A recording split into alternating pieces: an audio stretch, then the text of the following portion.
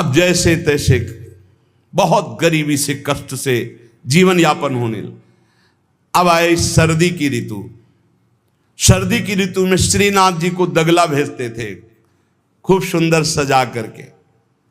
यहां सजाने की क्या बात, खाने की भी कोई वस्तु नहीं रह गई थी। ठाकुर जी की सेवा की प्रतिज्ञा की थी कि जब तक जीवन है आपके लिए पोशाक भेजूंगा। अब सर्दी में कैसे पोशाक भेजे, खाने के लिए भी नहीं। बहुत जोर जोर से रोना आया कि हम हर कष्ट सह सकते थे, लेकिन आपकी सेवा, ये जो सर्दी की पोशाक भेजने की थी, अब कैसे होगी आपकी सेवा। और ये सेवा नहीं होगी तो मेरा जीना, क्योंकि मैंने नियम लिया था कि मैं अपने जीवन में जब तक जीऊंगा हर वर्ष आपको सर्दी के समय पोशाक भेजूंगा सर्दी की। आप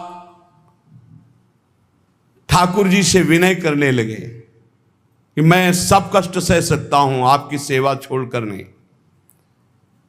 इतने में देखा, दृष्टि गई तो एक ऊपर दावात रखी थी। आपको जैसे कोई डूबते हुए को तिनके का सहारा मिल जाए, और वो दावत पीतल जैसी दिखाई दे रही थी। तो लग रहा था कुछ सिक्के की तो बिकी जाएगी। दावत ली, बाजार में बेचने के लिए गए कि अगर ये बिक जाएगी तो थोड़ा भी कपड़ा मिल जाएगा तो नियम की तो पूर्ति हो जाएगी। भगवान अपने भक्तों को ऐसा कष्ट क्यों देते हैं, क्यों देते हैं। बड़े आराम से जय जयकार हो रही थी, संत सेवा हो रही थी, ठाकुर सेवा हो रही थी। श्री प्रियादास जी कहते हैं, भयो ईश ख्याल, इष्ट देव को ये पसंद है। डरना मत, डरना मत कि इष्ट देव को ये पसंद, क्या पसंद है, अनन्य चिंतन। धन का आश्रय भी नहीं होना चाहिए। सुनेरी मैंने निर्बल के बलराम, अपबल तपबल और बाहुबल, चौथो बल है दाम। और आपसे बता दें, कक्षा 1 के विद्यार्थी से PhD के प्रश्न नहीं पूछे जाते। आप मत डरना, क्योंकि आप क्लास में हैं ही नहीं, आप इस क्लास में नहीं हैं। आप डरना मत। नहीं आपको लगे कि भगवान हमारी भी परीक्षा लेंगे तो आज जो चैन से हम AC में रह रहे हैं, कल फिर सब खत्म हो जाएगा, ऐसा नहीं। ये डिग्री वालों की होती है। अपने लोग वो पार्टी छुइया वाले पहले क्लास वाले हैं, खूब टॉफी मिलेगी और आराम से पढ़ने को। यहाँ परीक्षा नहीं होती। यहाँ 2-4 क्लास तो ऐसे ही बढ़ा दिए जाते हैं। जब डिग्री आती है तब वहां परीक्षा होती है इस बात की कि अब तुम्हारी स्थिति क्या है। त्रिपुरदास जी के ऊपर जो भगवान की विशिष्ट कृपा हुई, ये भगवान श्री कृष्ण चंद्रजू ने युधिष्ठिर जी से कहा। एक बार युधिष्ठिर जी ने कहा कि प्रभु, ऐसा भी आपका नाम लेते हैं, धर्म से चलते हैं, कोई कदम भी कहीं अधर्म नहीं। अर्थ समझ लो भाई, डरना नहीं, डरना ले ली। इसलिए बीच में कह रहे कलयुगी भगत है, ये ले अपनी कंठी माला अनुग्रहामि।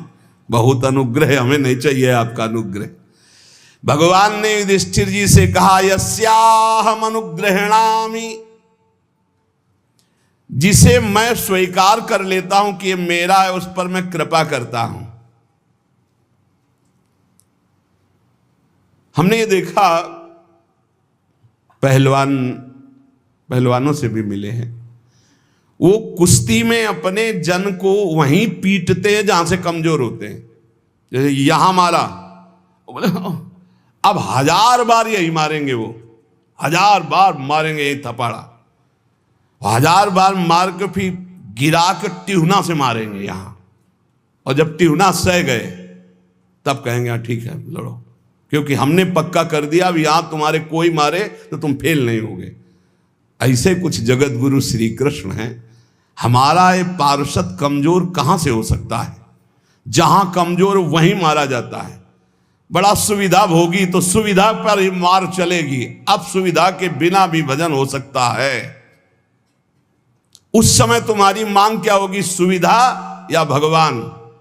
त्रिपुरदास जी किस लिए रोए? कि आपकी सेवा का प्रण लिया था, वो सेवा की पूर्ति। भगवान कह रहे हैं कि जिस पर मैं कृपा करता हूं पहले उसका धन बल अपहरण कर लेता हूं। ये धन बल अपहरण कर लेता हूं। जब वो निर्धन हो जाता है तो सगे संबंधियों का अपहरण कर लेता हूं, या तो सगे संबंधी छोड़ देंगे। देखा ना, पिता रास्ते में ही राधे श्याम। बहुत कृपा समझना कठिन है। सुनाया था एक बार भगवान शंकर की कृपा। माता पार्वती जी से कहा, चलो मैं आपको अपने भक्त के दर्शन कराता हूं। बोले चलो प्रभु। तो बोले पहले अभक्त के दर्शन कर लो, तब भक्त के दर्शन आप सुख पाओगी। तो गए तो सुपारी कतर रहे थे बैठे, इसमें बढ़िया गद्दा लगा हुआ था, गिरदा लगा हुआ, 50 गाय 50 भैंसे दूध दुही जा रही थी। प्रातःकालीन का समय था। संत वेश में गए और कहा, भगत जी 100 ग्राम दूध दे दो, शालिग्राम भगवान को स्नान कराना है। चल दिया सुबह से, और क्या क्या बोलना। महादेव जी ने कहा, हे भगवान, जितनी संपत्ति और वैभव इससे दुगना इसकी कर दो। माता जी ने कहा, अवघड़ इसीलिए कहा जाता है इनको, बड़े अवघड़ नाथ है। 100 ग्राम दूध ले दिया, गाली दिया, ऊपर से कह रहे संपत्ति कह दो दुगनी। बोली नहीं पर अंदर अंदर ये बहुत विचित्र औढ़र दानी है इनका। आशुतोष बोले चलो भगत के दर्शन। बोले अभक्त तो ऐसा था कि अगर आप साथ ना होते तो इसको भस्म ही कर देती हम, क्योंकि अंबा तो शक्ति है। आपका अपमान। अरे अभक्त ऐसे ही होते हैं, तुम्हें नाराज नहीं होना। भक्त के पास गए तो एक झोपड़ी फूस की, एक गाय, और उसी फूस की झोपड़ी में माए उसकी मैया रहती थी। गए, जो देखा संत तो साष्टांग दंडवत किया, आओ बैठो बैठाला। 100-200 ग्राम गाय का दूध होगा, वो बढ़िया पान करने को ले दिया। प्रभु थोड़ी देर भगवत चर्चा हुई। भगवान शिव ने कहा, अच्छा भाई चलते हैं, हम तो विचरण करते रहते हैं। बोले संत भगवान कभी पुनः कृपा करके आना।